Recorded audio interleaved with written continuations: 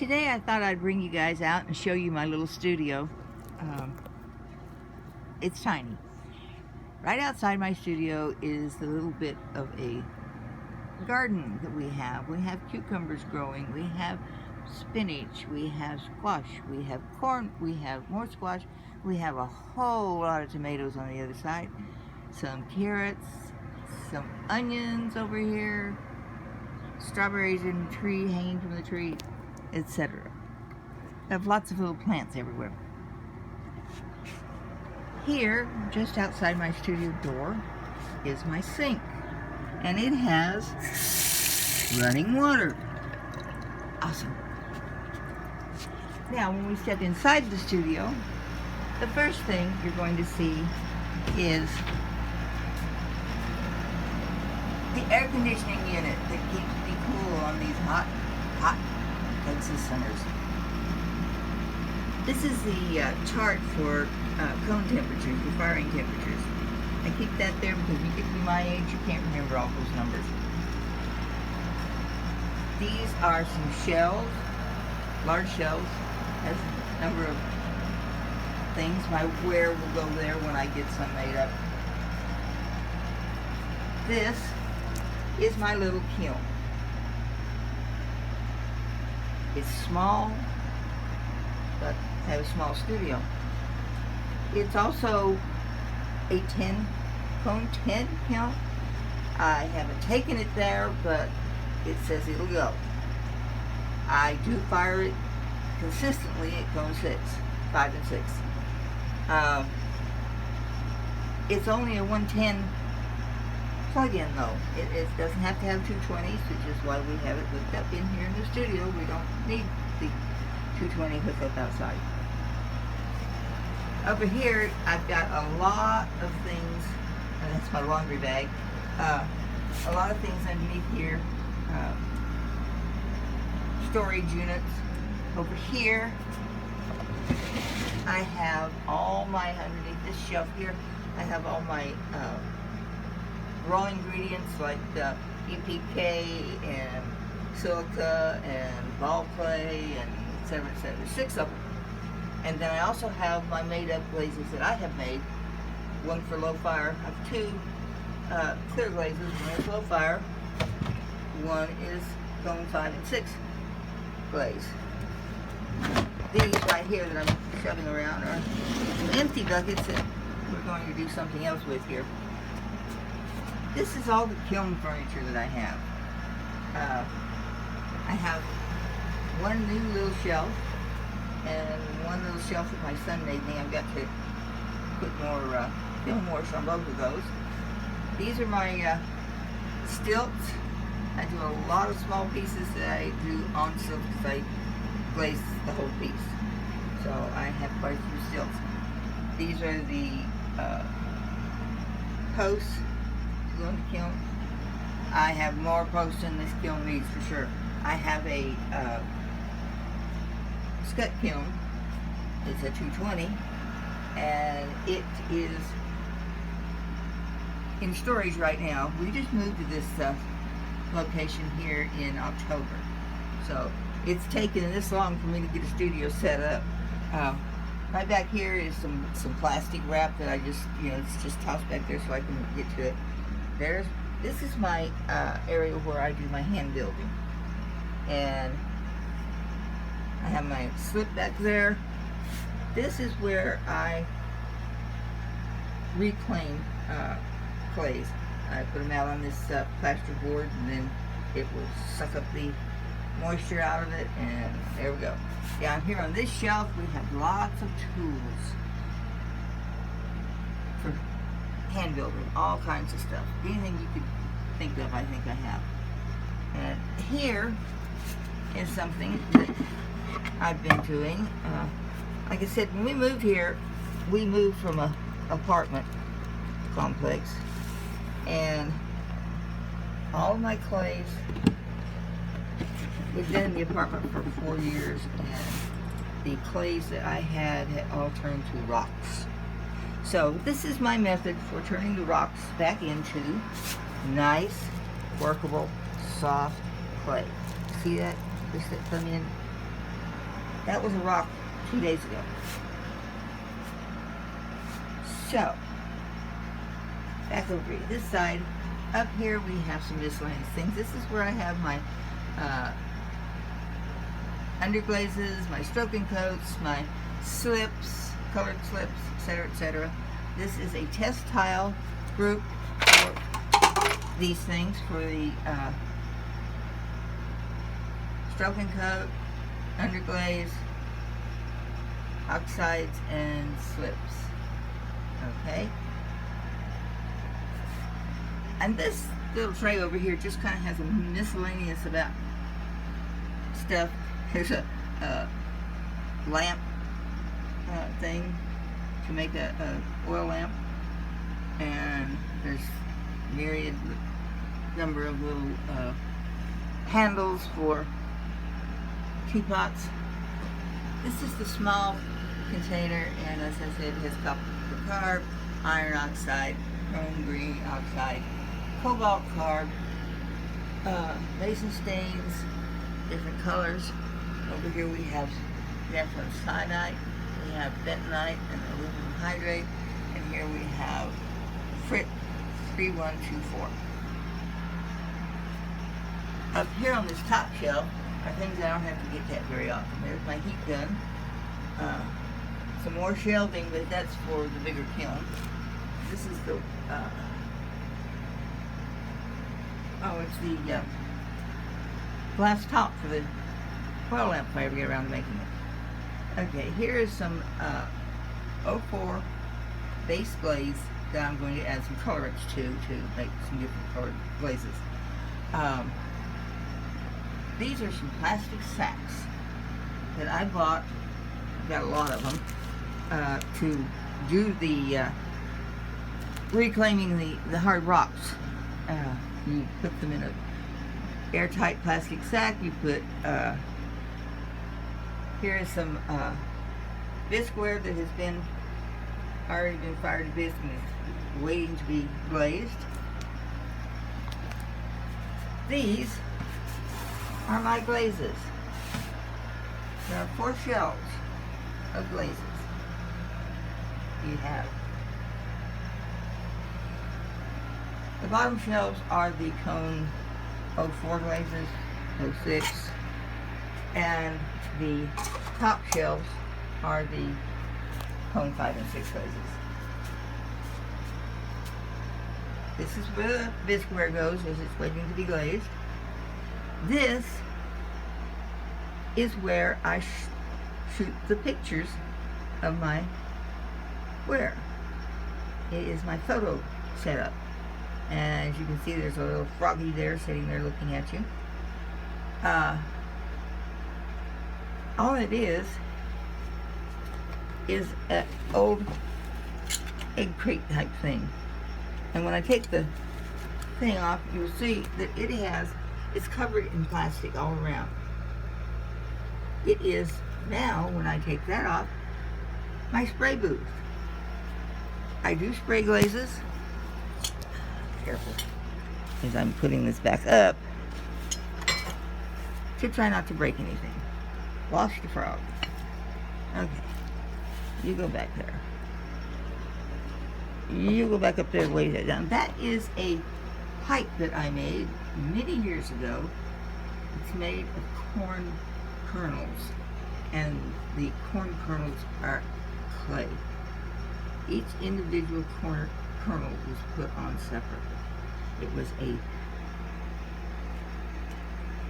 labor of love. Okay, you can get the frog back over here on where he's supposed to be on his lily pads. And once again, this is a photo booth. I leave it up as a photo booth most of the time, and then I will set it up as a spray booth whenever I'm going to spray glazes. That's my trash can. This is just some little things that are inside of my... This is a glazing station, or just a basic all-around little workstation. It's an island that I got from, I think I got it at Walmart. And it's got storage area underneath here. where we've got all kinds of things, miscellaneous things. On the top here I have brushes, sanding equipment, and sponges, and spray bottle, and here I have a fake plant that I use in my photo shoot too, and but it brightens up the studio too. These are where I have all my brushes and miscellaneous stuff. Up here on this wall is the Mako glazes, and it's a chart of them. And up above that are my kiln. These are the ones that I have. These are the glazes that I have are on this, are up here on this board, and that's both cone 5.6 and 04 and 05. This down here is one of my favorite things. Of course, I have no real use to use it right now, but in the winter time, this little puppy comes on and it puts out some pretty nice heat. It's not a real wood stove, it's a fake one. It's an electric heater, but it looks just like a wood stove when it's going. The flames light up in the back, and it's really pretty. And I always wanted one of these, and when I started putting the studio together, it seemed like the perfect thing to go. That's one of my stools that I sit on for doing the glazing. This is the little stool down here that I sit on for doing any of the hand building stuff, or working on reclaiming any of these things.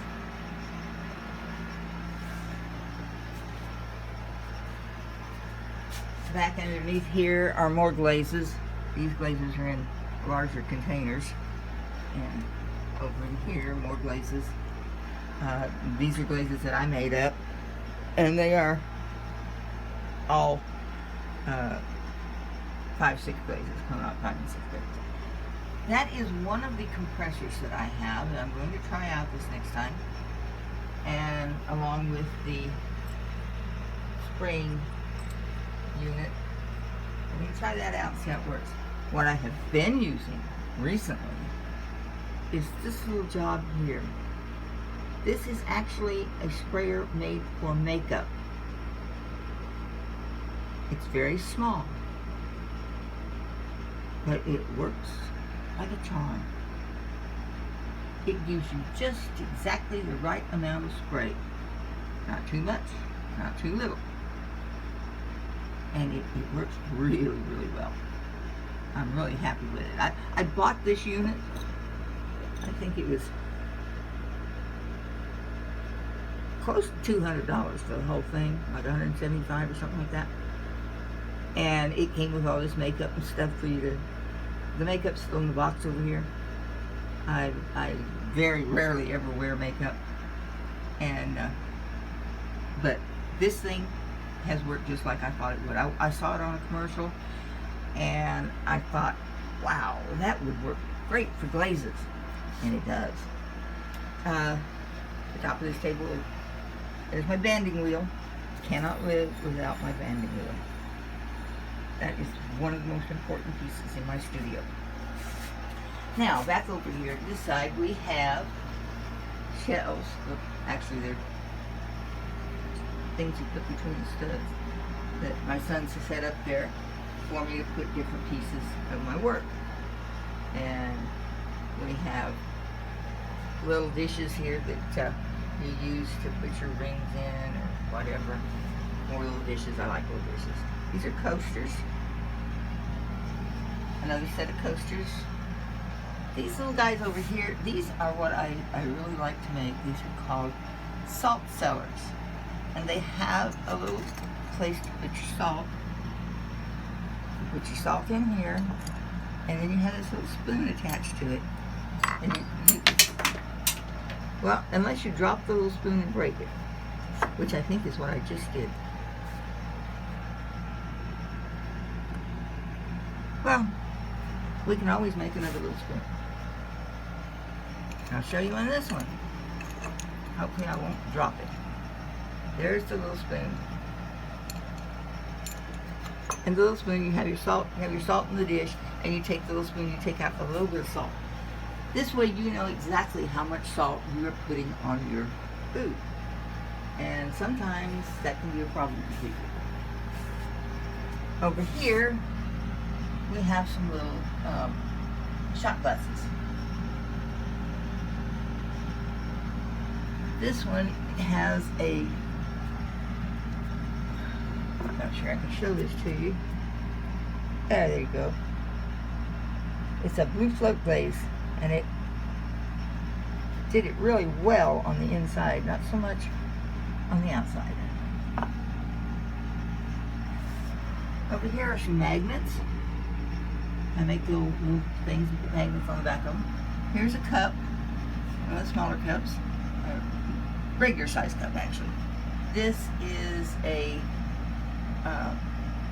sign, or it's a large cup. That's a bowl with chun on it. Beautiful, beautiful color. And this is my window. Has my little owl sitting on it. They're so cute. And that's a picture that I drew. And this, I guess, is one of the most important things in my studio. This is my wheel. This is where I spend an awful lot of time. This little stand over here is where I put my pieces after I have thrown them. Let them sit and dry for a while. This thing here has tools in it that I use for miscellaneous whatever. Back here is my Giffen grip, which I use for trimming. I also have the zine foam one to use for trimming pieces that don't quite fit on the Giffen grip. And actually I think that's about all there is to this little studio, because we come around and we're back to the kiln again. So just wanted to do a little tour during this time when we have the pandemic going on and we can't go out to see people's studios like we used to. We used to have a thing here in the Austin area that was called East and West, and during those weekends potters would open up their studios for people to come and visit with them. But with the pandemic and everything else that's going on here in this world, that's not a possibility. So I got the bright idea of bringing my phone out here, taking a small video and letting you see what my studio looks like. Not a lot of things in here to look at as far as wear is concerned, because we just got the studio set up a few days ago, and the finished pieces that I have usually go out to Sherwood Forest Fair, and that's where I actually do my selling. I have recently put up an Etsy page because I don't have there's a cup ready to be bisqued. I can't go out to the fair now because of the pandemic. They shut it down. So all my ware that was out at the fair is now packed up and in storage. So I don't have it here in the studio to show you, but I do a lot more than what you can see here in the studio. It's a very little amount of things that I have done here. Some real pieces. Anyways, thank you for joining me, for running around my little studio with me, and I hope you guys are all well and safe and doing good, and I will see you on the flip side.